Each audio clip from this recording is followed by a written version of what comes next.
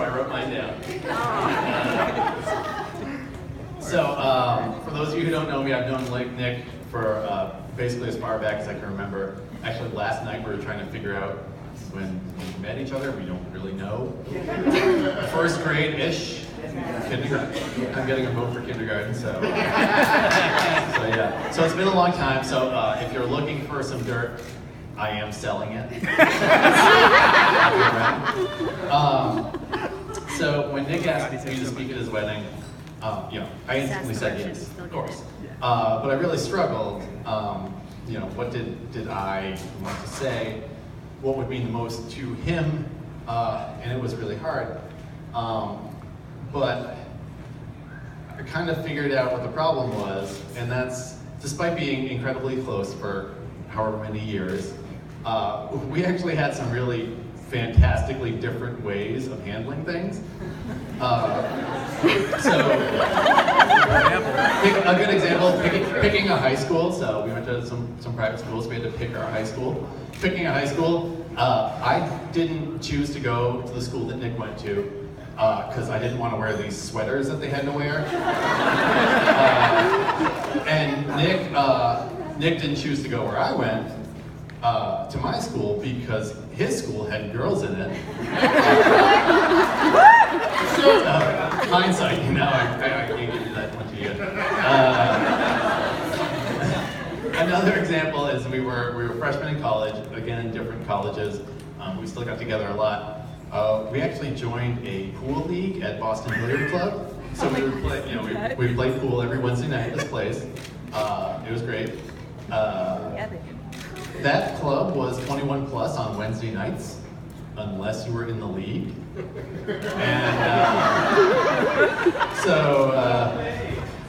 And we were 19 years old, the 21 plus club, and then it kind of dawned on us, right? We're like, oh, we're in. We're inside. They're not checking IDs at the bar, they're checking them at the door, we're past the door, I think we're good. But we're not total idiots. So, but we knew we had to kind of play it right. So we couldn't afford any rookie mistakes. Don't talk too fast, don't talk too slow. You know exactly what you want. All this stuff just running through your head, and you're like, I need to order a drink at the bar. So we each handled it our own way, a little bit like John Wayne. I kind of was going that way. I chose the smooth route. Looking back, I probably thought it was like half James Bond, half Busta Rhymes, because I just walked right up to the bar and very casually ordered a glass of Courvoisier. That's what people drink at bars.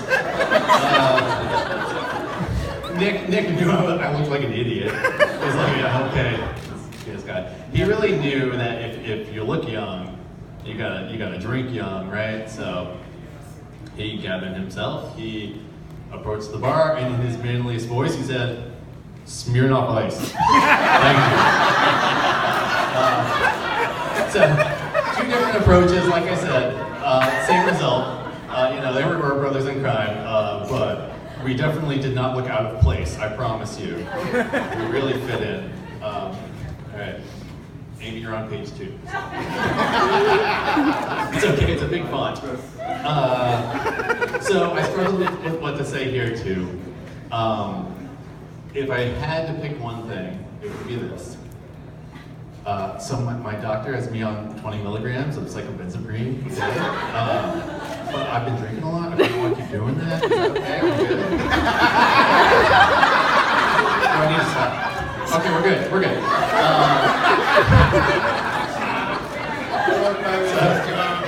I know nothing about drugs. I had to Google that. But Amy, I remember meeting you for the first time. I had brunch at Atlantic Fish. I remember that. I believe we talked a lot about a Pitbull concert, which is kind of memorable, but I feel like I've talked to a lot of people about Pitbull, which is, all right. But what I really remember about that day is I got home, and my wife Emily is over here. She looked at me, and she kind of gave me the look, and was like, so what's going on here? And I was like, she is awesome. I think it's kind of outdated, in my opinion, to talk about marriage changing a man. You know, it's kind of like Everybody Loves Raymond stuff. You know, what's more modern, and I think especially relevant here today, is to see all the ways that a man changes himself when he's found that match. On that note, did you know he used to take like 3-hour naps? we were roommates at like 5:30 p.m. He would be like, well, I'm gonna take a nap, see you at 9.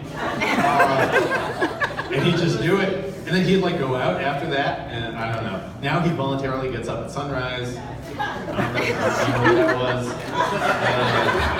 was. Even in New York. That's great. All right. Seriously though, Nick's always been considerate and strong and an upstanding guy. But I think everyone here who's known him for a while will agree that he's kind of at a whole new level now. Since you come into his life, he's really taking that drive and ambition that he's always had, and he's channeling it to make himself a better person every day. I imagine he's doing the same for you. It's hard for me to judge because that first day you were like 100% perfect. But we're good. So, all right, wrap it up. Now that the two of you are married, you're going to get a lot of unsolicited advice from family and friends and coworkers who really need to mind their own business. So I'm not going to do that here, but what I wanted to say to the two of you is thank you for gathering us here tonight. Thank you for being an example of how two people can carry each other farther than one could ever imagine going alone. We all love you both, and we're excited to see where you take each other next. And I hear that Vegas is on the list, so. I will raise your glass to Nick and Amy.